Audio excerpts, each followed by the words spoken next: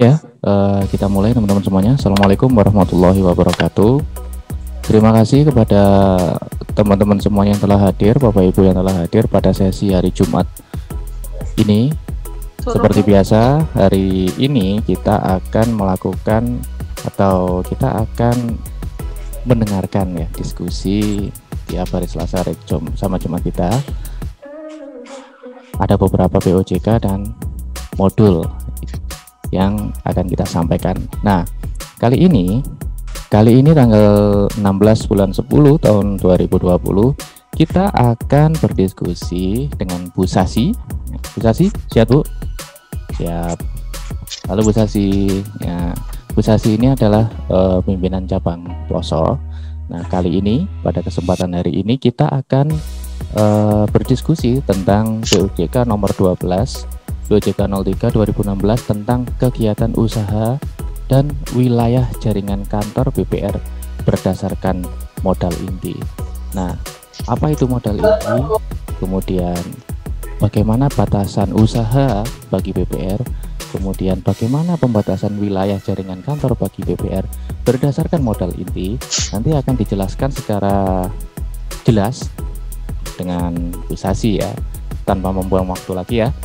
Untuk materi hari ini akan langsung dibawakan oleh Bu Sasi. Kepada beliau dipersilahkan.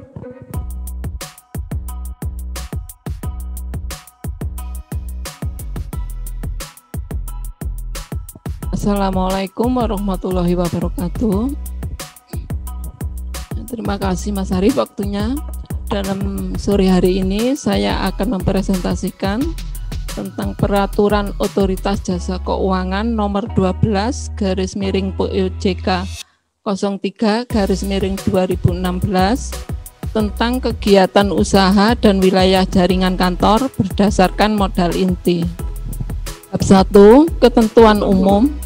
Pasal 1 yang terkait dengan ketentuan umum POJK ini adalah Bank Pekreditan Rakyat, kegiatan usaha, modal inti, BPR berdasarkan kegiatan usaha, jaringan kantor, pembukaan jaringan kantor, rencana bisnis, uang elektronik banking, ATM, kartu debit.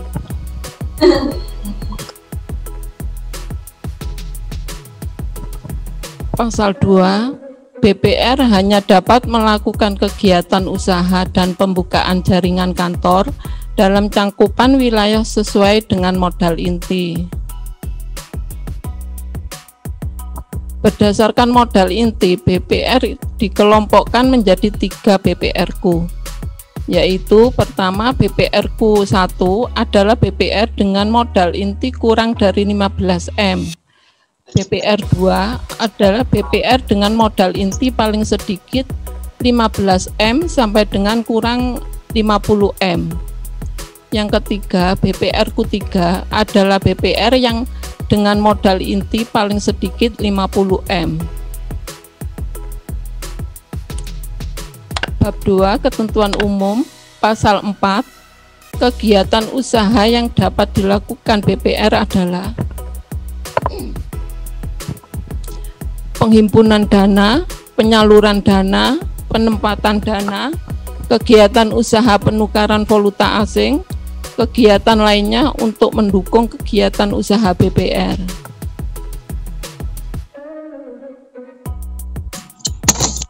BPR wajib melakukan kegiatan usaha sesuai dengan kelompok BPR-ku. Kegiatan usaha BPR sesuai dengan kelompok BPR-ku. Kegiatan usaha BPR sebagai dimaksud dalam pasal 4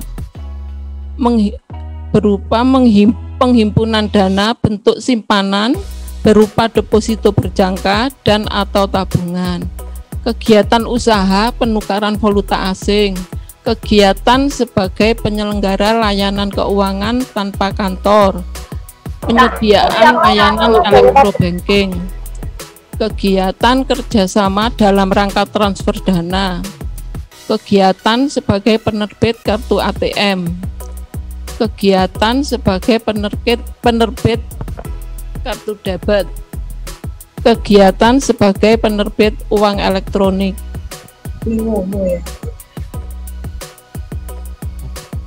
Kegiatan usaha BPR merupakan suatu kegiatan usaha baru atau kegiatan pendukung usaha baru.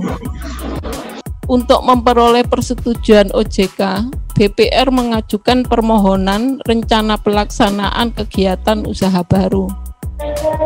Pengajuan permohonan rencana pelaksanaan kegiatan usaha baru harus dilengkapi dengan dokumen paling sedikit memuat informasi dan penjelasan. OJK memberikan persetujuan atau penolakan atas permohonan rencana pelaksanaan kegiatan usaha. BPR harus menyampaikan laporan pelaksanaan kegiatan usaha baru. Laporan pelaksanaan kegiatan usaha baru wajib disampaikan kepada OJK. Dalam hal OJK menemukan penyimpangan atau pelaksanaan kegiatan usaha baru, OJK berwenang meminta kepada BPR untuk melaksanakan penyesuaian atau penghentian.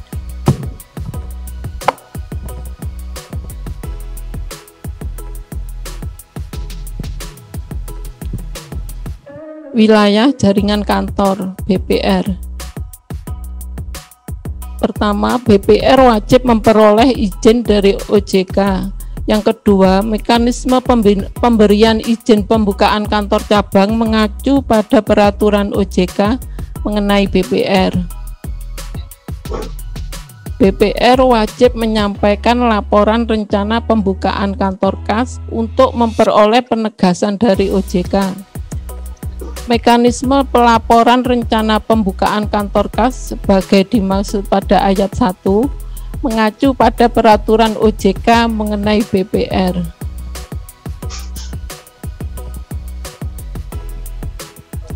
BPR-Ku 1 hanya dapat melakukan pembukaan jaringan kantor BPR dalam satu wilayah. BPR-Ku 1 dapat memiliki jaringan kantor BPR berupa kantor cabang paling banyak 20 kantor. Khusus bagi BPR-Ku 1 yang telah memenuhi modal inti paling sedikit 6 miliar, dapat melakukan pembukaan jaringan kantor BPR di kabupaten atau kota yang sama dengan lokasi kantor pusat. Jaringan kantor BPR berupa kantor cabang yang dapat dimiliki oleh BPR-Ku paling banyak 30 kantor. BPR-Ku hanya dapat melakukan pembukaan jaringan kantor BPR di kabupaten atau kota yang sama dengan lokasi kantor pusat BPR. Jaringan kantor BPR berupa kantor cabang yang dapat dimiliki oleh BPR-Ku 2 40 kantor. BPR-Ku 3 dapat melakukan pembukaan jaringan kantor BPR di provinsi lokasi kantor pusat BPR dan di kabupaten atau kota pada provinsi lain. Jaringan kantor BPR berupa kantor cabang yang dapat dibuka oleh BPR-Ku 3 paling banyak 70 kantor. Kantor cabang BPR-Ku 3 yang dapat dibuka di provinsi lain paling banyak 20% dari jumlah kantor cabang yang dimiliki oleh BPR-Ku 3. Wilayah daerah khusus dikelompokkan berdasarkan wilayah pemerintahan. BPR yang berada dalam wilayah provinsi dapat melakukan pembukaan jaringan kantor dengan batasan wilayah. pemindahan alamat terhadap jaringan kantor BPRku 1, BPRku 2 yang telah ada sebelum peraturan ini berlaku dapat dilakukan. BPR hanya dapat melakukan pembukaan kantor kas dalam wilayah kabupaten atau kota yang sama dengan kabupaten atau kota lokasi kantor induk. Dalam hal terjadi pemekaran wilayah yang menyebabkan kantor cabang dan kantor pusat BPR berada di wilayah provinsi yang berbeda.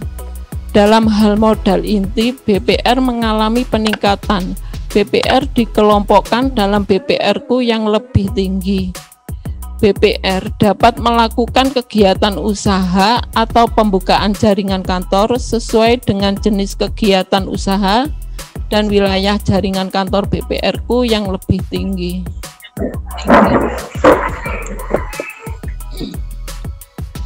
Dalam hal modal inti, BPR mengalami penurunan selama 6 bulan.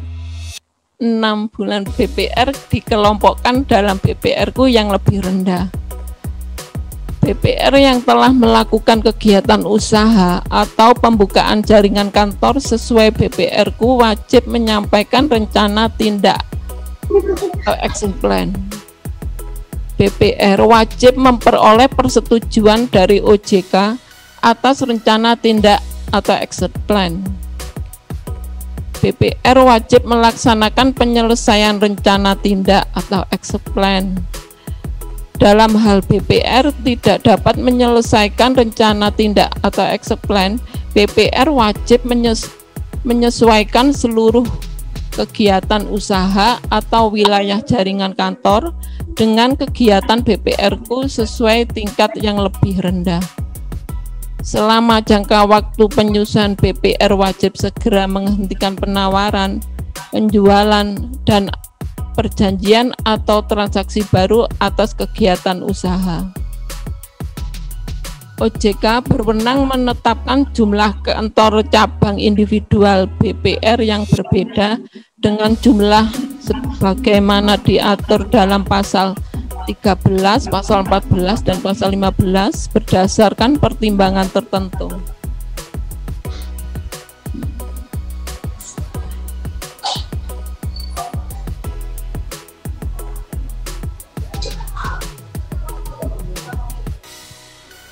Bab 5 tentang sanksi. BPR yang melanggar ketentuan sebagaimana dalam pasal 5 ayat 1, pasal 6, pasal 11 ayat 1, pasal 12 ayat 1, pasal 27 ayat 1, pasal 28 ayat 1, atau pasal 28 ayat 2, masing-masing dikenakan sanksi kewajiban membayar berupa denda sebesar 5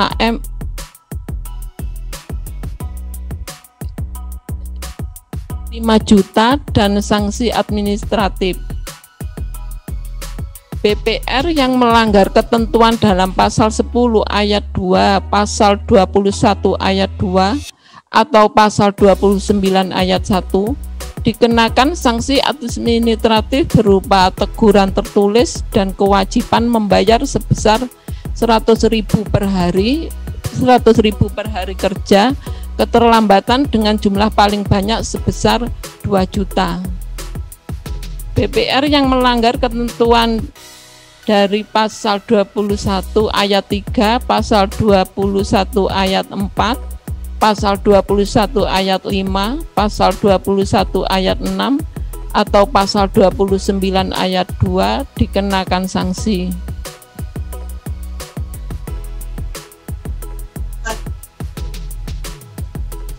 Ketentuan peralihan.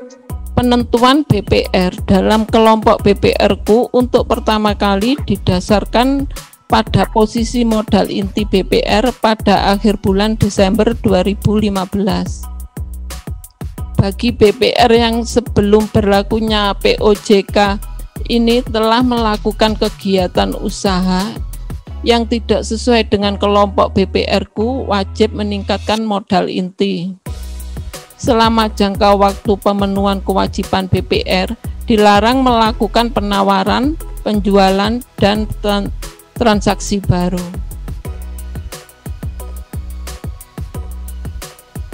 Dalam rangka pemenuhan kewajiban sesuai jangka, BPR wajib menyampaikan rencana tindak atau action plan kepada OJK.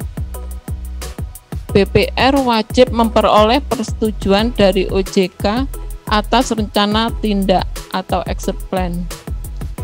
Jaringan kantor BPR yang pada saat berlakunya peraturan OJK ini berlokasi di luar wilayah dan diperkenankan menurut BPR-ku tetap dapat beroperasi tanpa harus menyesuaikan wilayah jaringan kantor BPR, kecuali BPR mengalami penurunan kelompok BPR-ku yang lebih rendah.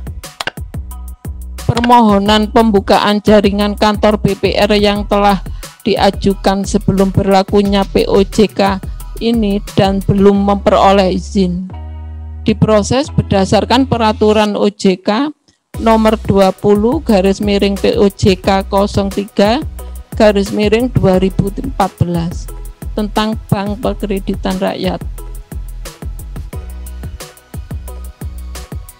Ketentuan penutup. Ketentuan lebih lanjut dari peraturan OJK ini diatur dengan surat edaran OJK. Ketentuan mengenai batasan wilayah pembukaan kantor dalam wilayah provinsi yang sama dengan provinsi kantor pusat BPR.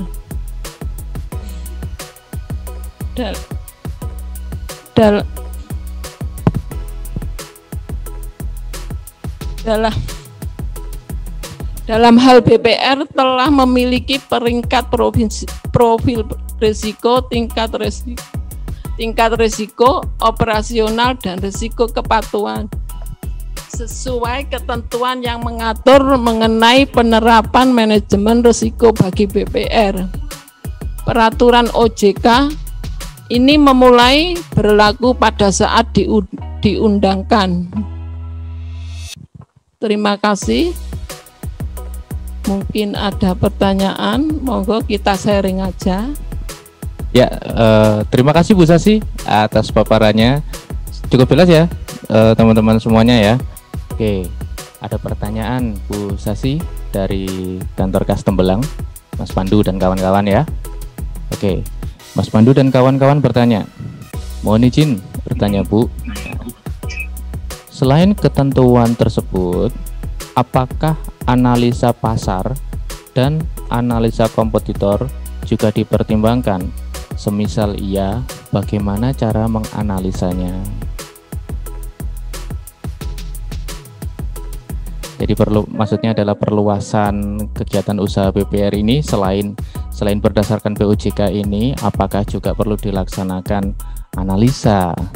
Seperti itu Bu ya. Mungkin dicatat dulu ya Bu Sasi. Sambil dicatat dulu Bu.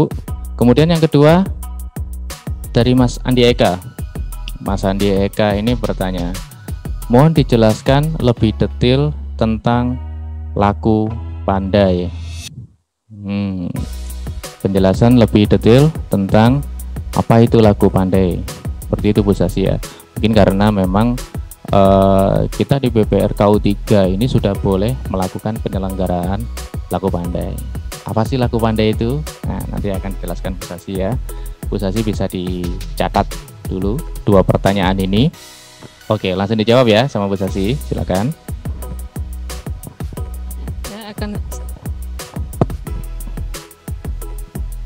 Saya akan jawab pertanyaan dari Mas Andi Eka soal laku pandai.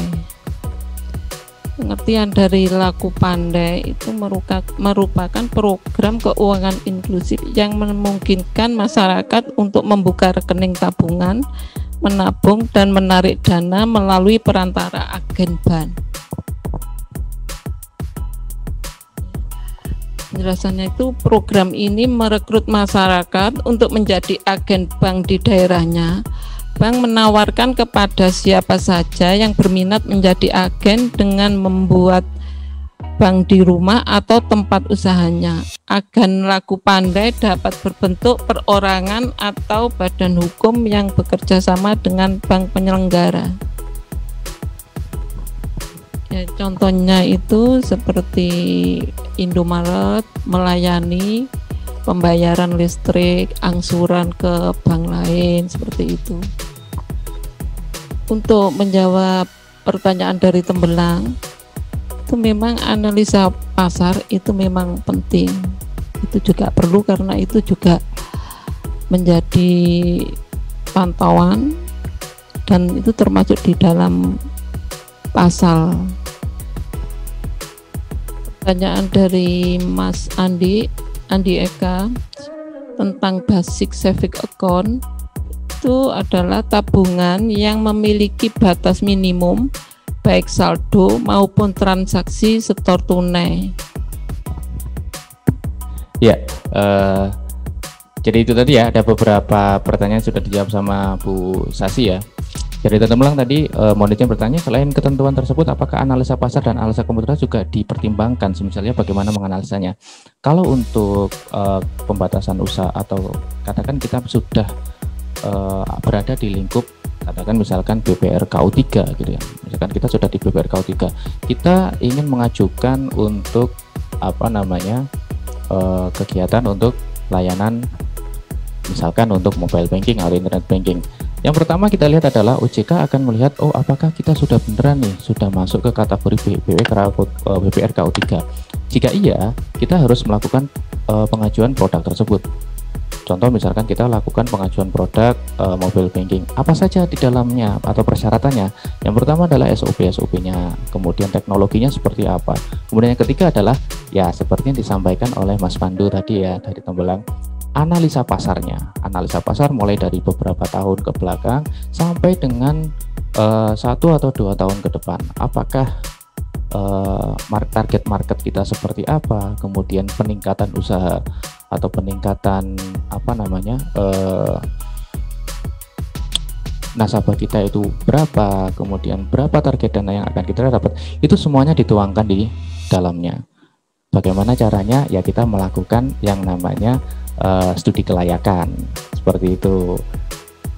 Jadi tetap ya kita mengajunya kepada POJK ini untuk menentukan kegiatan usaha apa yang boleh kita laksanakan. Namun dalam penerapannya atau dalam pengajuannya ke OJK, kita juga harus melampirkan analisanya, yaitu melalui studi kelayakan. Nah kemudian yang dari Mas Andi Eka tadi sudah dijelaskan juga sama Bu Sasi ya Bu, tentang laku pandai, jadi kayak semacam agen gitu kan.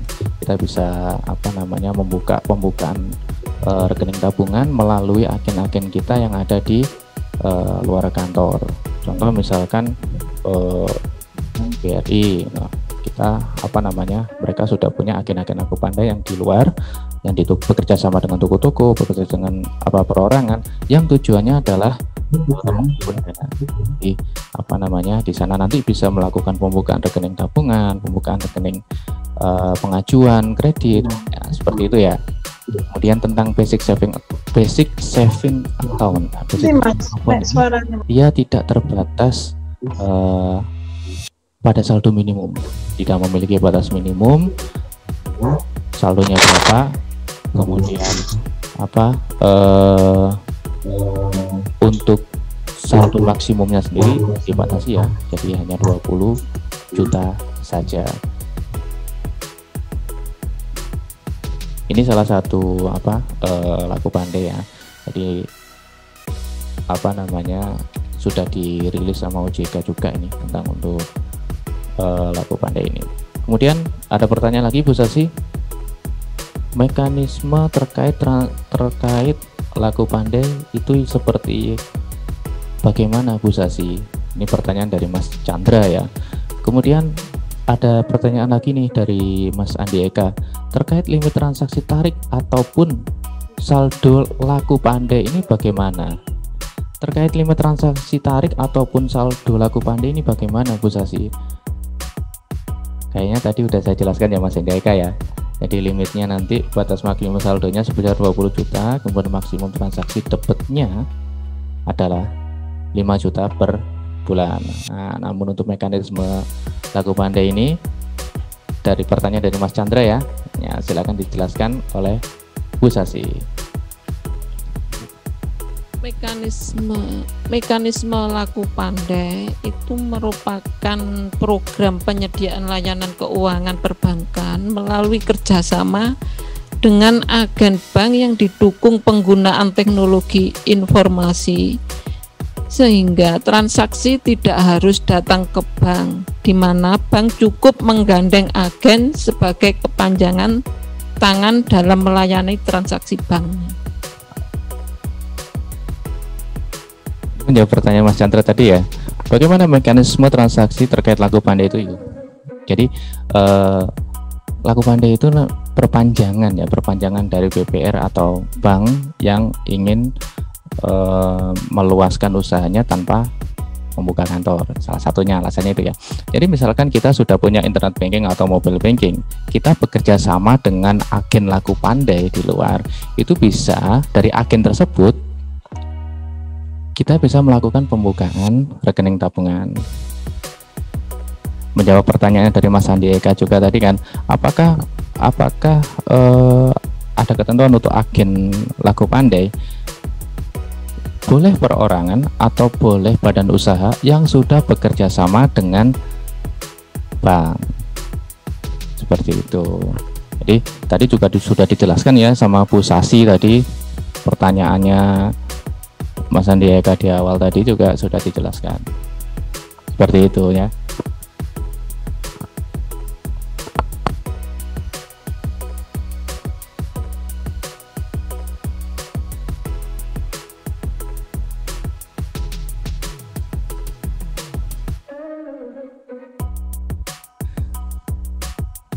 Masih ada yang tertanya ya? Oke. Dari Mas Dani Teguh, bagaimana syarat menjadi apa tadi? Bagaimana syarat perorangan bisa jadi agen laku pandai? Ada syaratnya nggak Bu Sasi ya? Saya rasa ada ya Bu ya. Saya rasa ada Bu ya.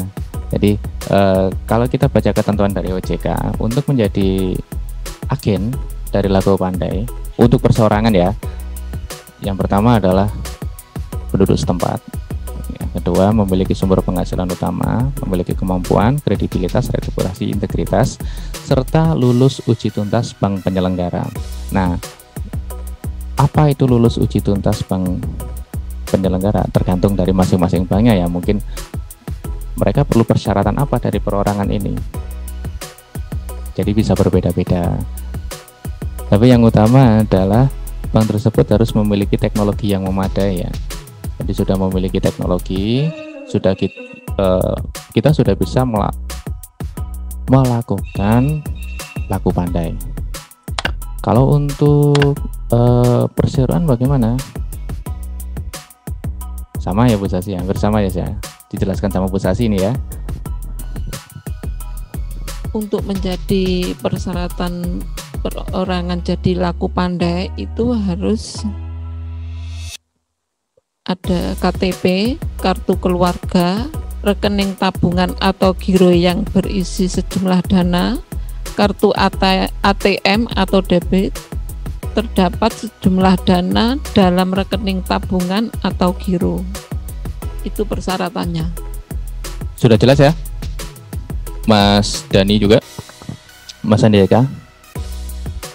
Teman-teman operasional ini nggak ada yang tanya ya? Silakan tanya loh, mumpung ada Bu Sasi di sini, mumpung ada yang bisa menjelaskan di sini ya, nanti daripada bingung saya tanya kemana ini, saya punya BPR Bu Sasi, modal inti saya sekian, ini apa aja, nah bisa dikonsultasikan nih sama Bu Sasi ini. Masih ada pertanyaan lagi nih kepada Mas Dani ternyata ya. Syarat dan ketentuan perorangan bisa jadi agen bagaimana? Syarat kompetensi untuk menjadi agen laku pandai.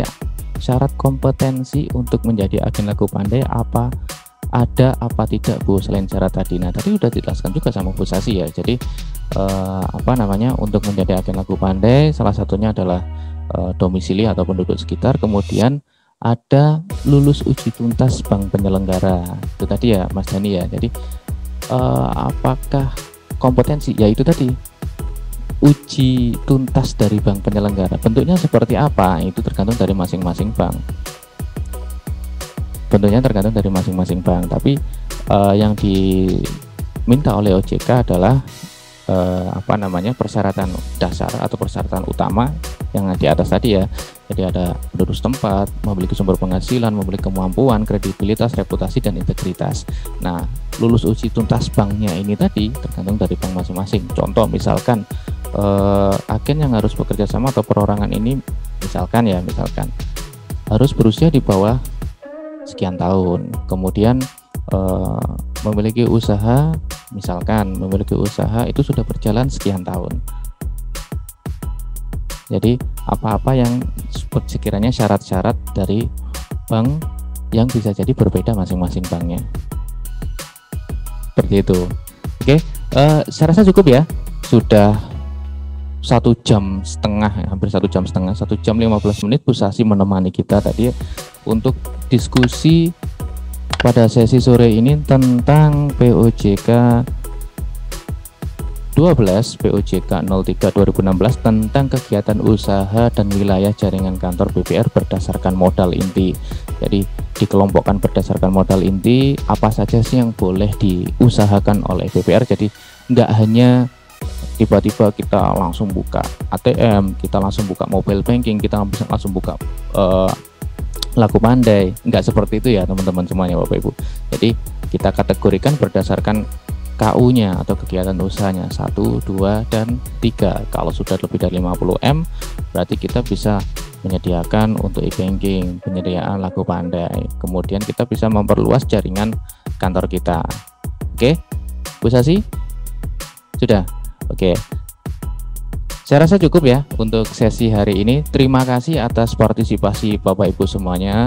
Terima kasih partisipasi teman-teman semuanya yang telah hadir di sesi online hari ini. Mohon maaf kepada teman-teman yang bertanya namun belum terjawab atau mungkin kurang puas dengan jawabannya. Nanti bisa langsung japri sama Bu Sasi ya. Tanya sama Bu Sasi, Bu, saya kurang puas nih dengan jawaban Bu Sasi. Nah, silahkan diskusi dengan Bu Sasi nanti via WA, nanti boleh nanti tanya-tanya gitu, apa yang kira-kira masih menjadi belum kepuasan dari teman-teman ini soal materi tadi. Oke, sekali lagi terima kasih kepada teman-teman semuanya yang telah hadir. Setelah ini akan saya share untuk link kuesionernya. Saya atas nama panitia training mohon maaf apabila ada kesalahan dalam penyampaian. Assalamualaikum warahmatullahi wabarakatuh.